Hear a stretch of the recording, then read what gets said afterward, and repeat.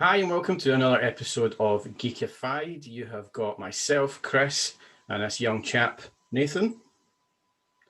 And as we like to do it, we like to keep everything fresh. We don't discuss anything before we come on. So you get real chat and real time. And I have literally, after Nathan watched it maybe a couple of days ago or yesterday, I've just finished watching a film that we reviewed a good 10 episodes ago called Synchronic. And it has literally just been turned off on my TV. So we are here to review it. So here we go.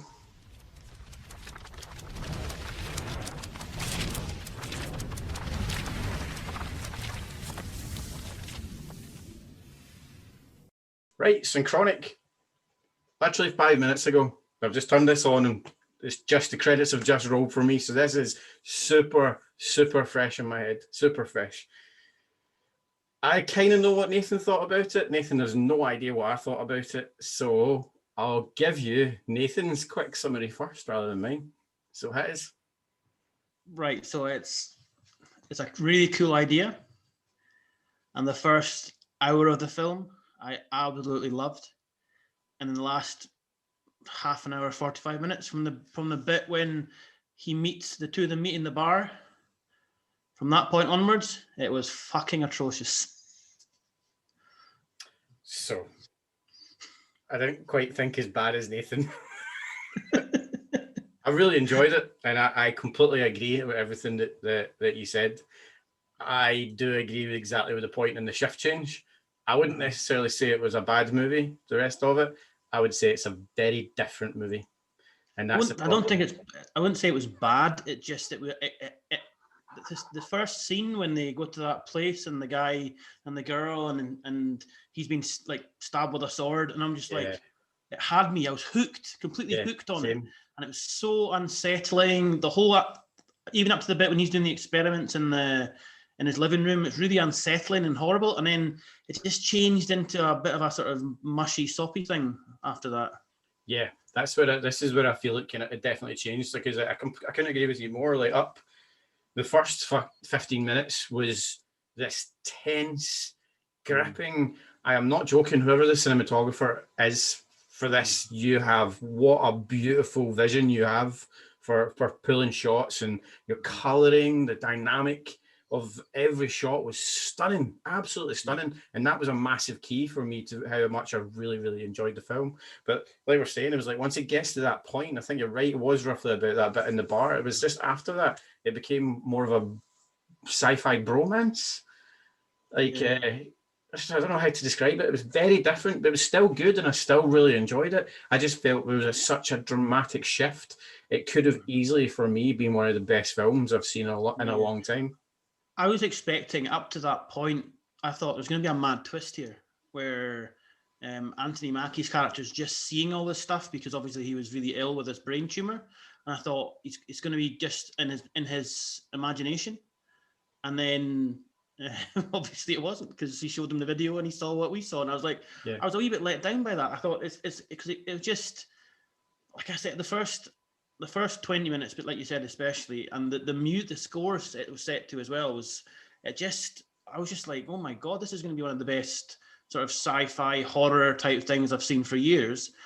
And then it just went a bit, even like the climax at the end was just a bit, it made no sense. Why did he knew he was going to have to wait about 6 or 7 seconds.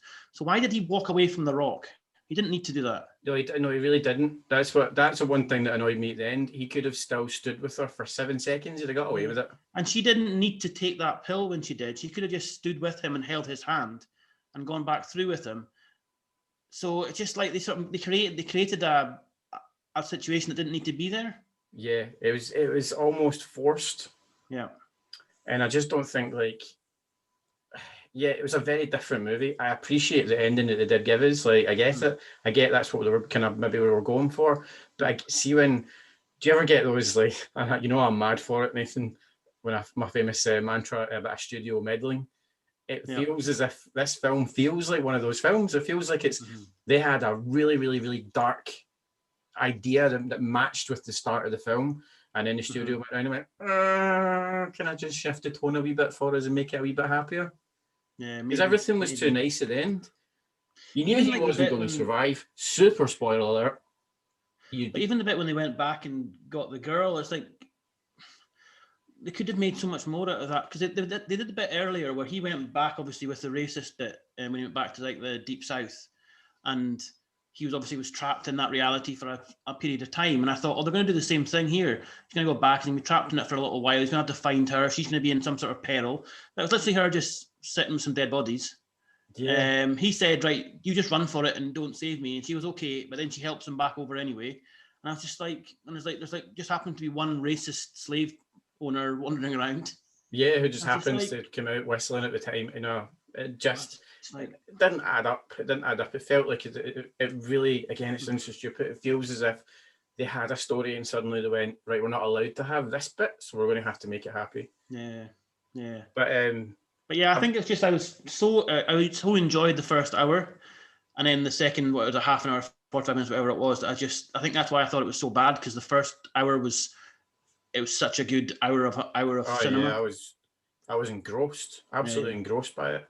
Even like the bits where you saw there's a few scenes where Jamie Dornan's character is at the bedroom door, and then they keep flipping back in time and forward in time. I thought it was really interesting the way they were doing it, and even the bit where obviously there's the scene at the start when they get that guy who's got the sword wound, and then they flip back to them in the ambulance after that later on, and it sort of messes about with the timeline. I thought that's really cool, because the whole idea of the drug is that you can get any point from on the time. I thought it was quite cool, and I thought this is going to develop into something, and it just did, like you said, developed into there's these two guys and they talk about how much they love each other, and then go back and save his daughter. All right. Yeah, that's what I'm saying. It just became like a sci-fi romance at the end, and I'm not saying that's a bad ending. Like, it would have fitted a different film. This is what I don't get. I think you could have brought that in. I think you could have brought that into it without making it as cheesy. It's not cheesy is the wrong word.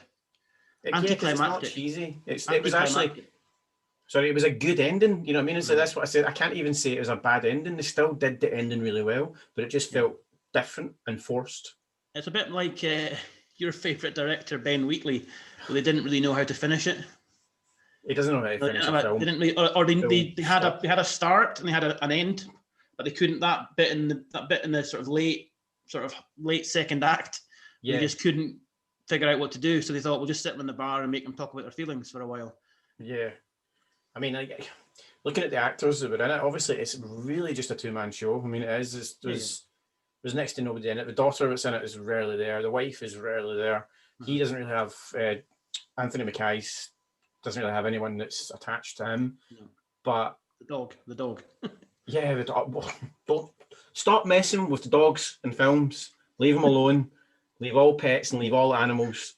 I bet you were almost greeting when the dog disappeared in the window. I don't know that. He's going to go back for the dog, isn't he? There's got to be a spare pill somewhere, surely. I know. I was hoping at the end of it he sees a pill and he just looks at the dog collar and goes. Just goes back for him. Yeah. Maybe that's the second. That's the sequel. Yeah. Syncronic, the search for Benson. Was it Benson? Benson, yeah. No, that's the director's name, Justin Benson. Hawkins. Hawkins, that's it. Yeah, Hawkins. Yeah, but I mean, looking at the two actors that were in it, so Anthony Mackie, I don't think he's amazing. I don't think he's a great actor. No. I think he gets good roles and he fits into the roles well. But I do think he was great in this. Yeah, he was good. I thought Jamie Dornan was okay as well. I don't think Jamie Dornan's a great actor. I think Jamie Dornan excelled in this for me. I think Jamie Dornan was this really grounding force of feeling in this, because he kind of, obviously Anthony Mackie's character was taking on the sci-fi aspect of everything, and he had to go on a different tangent, a very unrelatable tangent, where you had Jamie Dornan's character who was a kind of grounding force, and he did it really well, and his American accent is flawless, absolutely flawless. Yeah, I was quite surprised because I've seen about 20 minutes of 50 Shades of Nonsense, and his accent in that is atrocious. Yeah.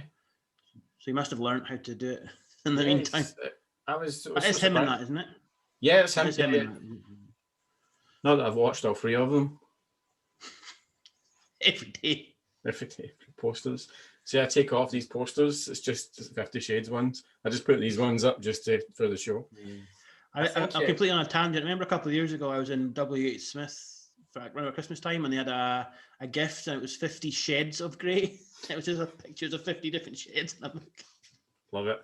I loved all those memes and stuff that happened at that point in time. I'm echoing. No weird echo. Sorry if the sound's a bit rubbish on this episode. Couldn't find my headphones. I don't have any wired ones, so sound might be a bit pants. But yeah. So, is there any other grumbles? Is there anything else in the film that you felt that could have done better? I just think the ending. I just think that they, like you said, they changed the sort of the oeuvre of the film, as it were. But around about that hour mark, you know exactly what's happened and exactly what they're going to do. But up to that point, you weren't really that sure. Yeah. I don't know. I just sort of, like I said, I mean, I've recently started watching that Outside the Wire, the Netflix film with Anthony Mackie as well. And it's like similar to this. It started off quite good and a really cool idea, and then it just sort of filtered and frittered away into nothingness. And I think this has done a similar thing. I don't know if maybe... I hate to say this, but you have Netflix films, and they're kind of known for being a bit pish. Yeah. I think, oh God, people will kill me in the comments for this, but I think Anthony Mackie is a Netflix actor. Yeah. Remember he did that terrible, it was like a two-hander where he's on around at the time with all these apocalyptic ones with like Bird. What's that one with Sandra Bullock with the blind thing? Bird Box. Bird Box, whatever it was. There's a few of them at the same time, and he did one on Netflix, which was just him and this girl on top of a hill in a house. Oh yeah, that was awful as well. It was the worst one of those film.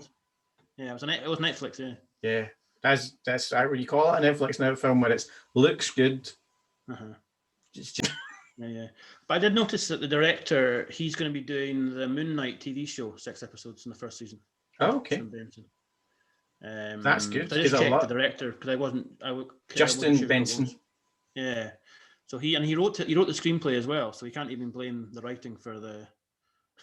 Do you know what? Well, do you know there was I think there was one point that I'd noticed the writing, and I hadn't noticed it, and I thought it sounds a bit like you're being told what to do, like like in writing 101, it's like, oh, make sure you answer this question so people understand the situation.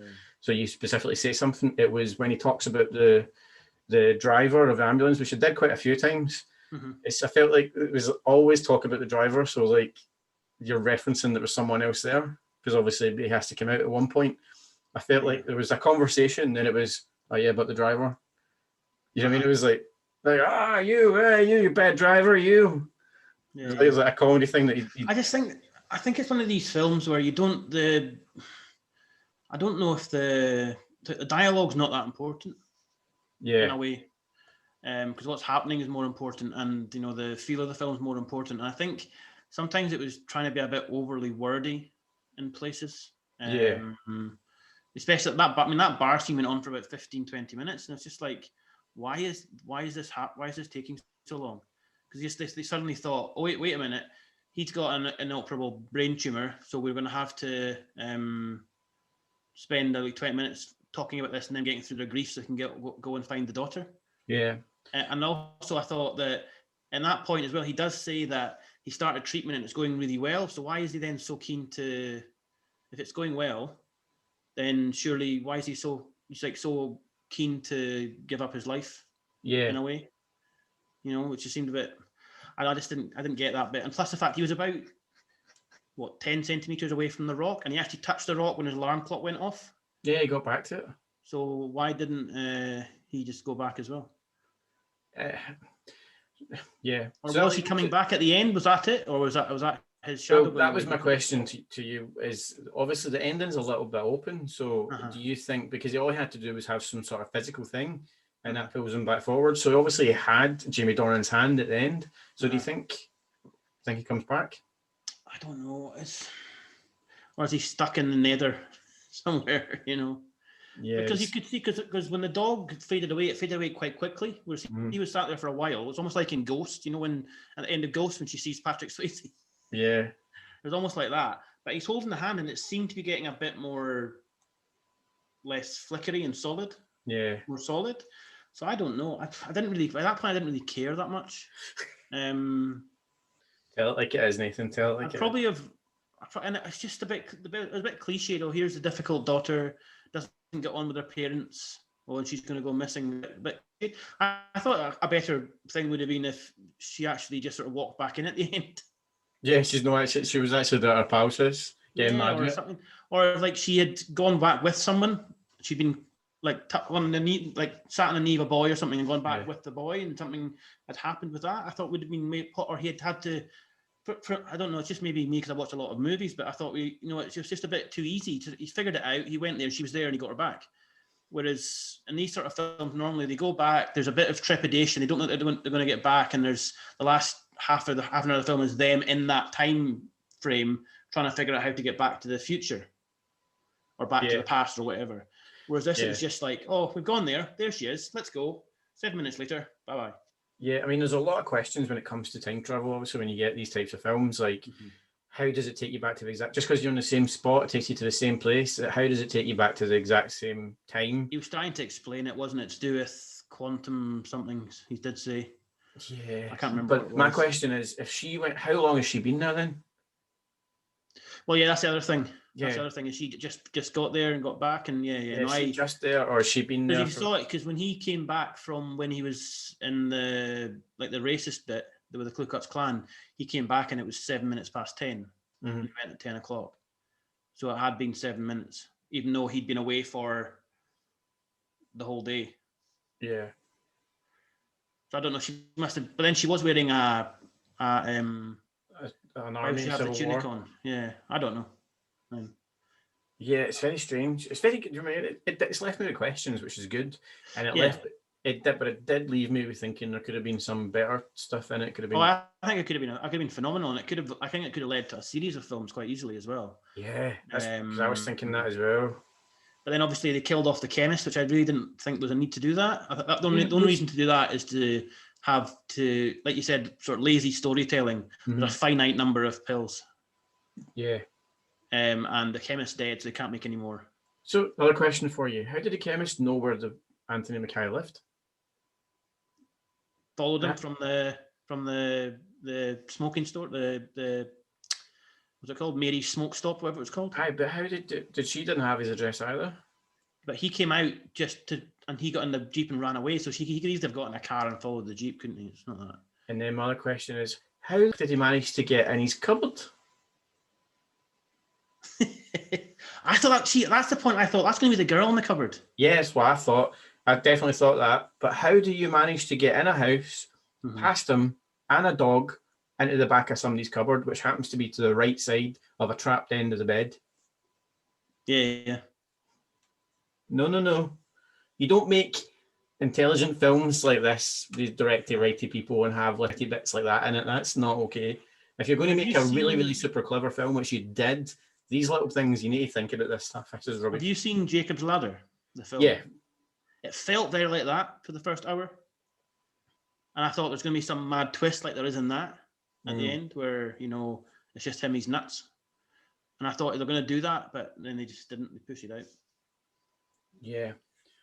Not nuts, but, the tumour is on part of his brain and it's caused him to... I don't classify. What sort of STD test tells you that you've got a brain tumour? A very good one. Because he went for an AIDS test, didn't he? Yeah. And he found out he had a brain tumour. That's a good test. Without going to sciences, is your white blood cells go crazy, do they not? And that's part of to tell if you've got an infection. Yeah, but how would they know it's a brain tumour at that point? Oh no, that's true. You would just know you've got something wrong with you. So you would have to keep going for tests until you get to the brain bit. Exactly. Yeah. But yeah. Yeah. It's not. I mean, don't get me wrong. I think the sort of what's it called? I think if it had been an all right first hour of the film, I probably would have quite enjoyed it and thought that's all right. That's quite cool. I quite like that. But just that first opening sequence, it was so good. It's one of the best opening sequences of film I've seen for a long, long time. Mm-hmm. I just thought this is going to be an absolute and I was actually about an hour into the film. I was almost going to message you saying this film's an absolute banger, and then it just went. Yeah, Yeah, so I've got. I mean, I'm being someone who's obsessively into cinematography and is obsessively into shots and shooting and color and style, etc. Film. I will go back and watch this again. Not on the basis of storytelling, to look at the direction and the cinematography of it, because it is beyond perfect.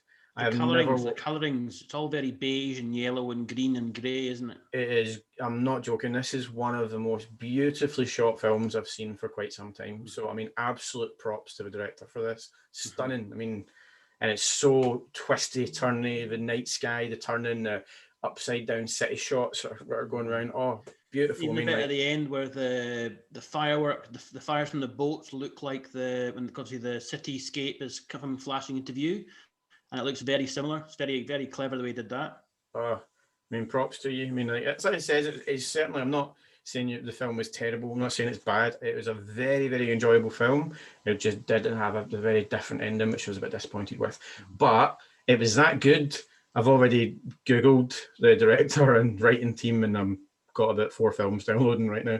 So I'm going to be watching some more. I look as well. He did direct one of the episodes of the Twilight Zone TV show as well. Okay, I didn't really watch that. I watched about 4 of them. There were first couple were good, and then it got a bit new. And then obviously he's signed up for Moon Knight, 6 episodes. Yeah. So that'll probably be a full limited season, maybe. Yeah. Possibly. That might be a continual thing, Moon Knight, I think. But I've got She Dies Tomorrow, which was a film they did in 2016. I think it's the same director and same writer. And there's something called the VHS. Yeah, I've seen that one as well. Yeah, looks to be I vaguely remember that coming out. It's like a sort of Ring type horror type thing. Yeah, me being the big shitbag that I am, I won't be watching that. No chance. No chance, pal. No chance. But yeah, certainly it's a big thumbs up from me, with just a slight piece of caution going in. Don't expect too much about the ending, but you will enjoy it. It was stunning, very, very beautiful. I'd give it a 3 geeks out of 5. I would probably go 3.5. I wouldn't go. The first hour would have got 5, and the last hour would have got 1. Got it 1, so it comes in the middle. I mean, by the fact I've already said I want to see the director again, I'm going to go back and watch it again just for the look and cinematography and that. It just loses the point on the end, the 1.5 on the ending for me. That's solely it. But I've got to say, I still enjoyed it. I still thought it was great. Jamie Dornan, another great performance. Anthony Mackie, very, very suited to the role as well for me. So fantastic. But yeah, that's us. No doubt we'll be back very soon for another review. I don't know what we've got coming up. Who knows? Who knows? Got a couple in the can. You're about to see the 2067 review. That's going to come up shortly. And you've also got our X-Men review. You've got, there's loads. There's always stuff coming. So always subscribe so you can see what's happening. And like and share. Just grab your mom's phone, grab your dad's phone. If you've got a Doug, grab his phone and just subscribe, because all it does is help us out. It's amazing. And if you do it, thank you very much. But thank you very much for tuning in again. Thanks from me and thanks from Nathan. We can do this all day.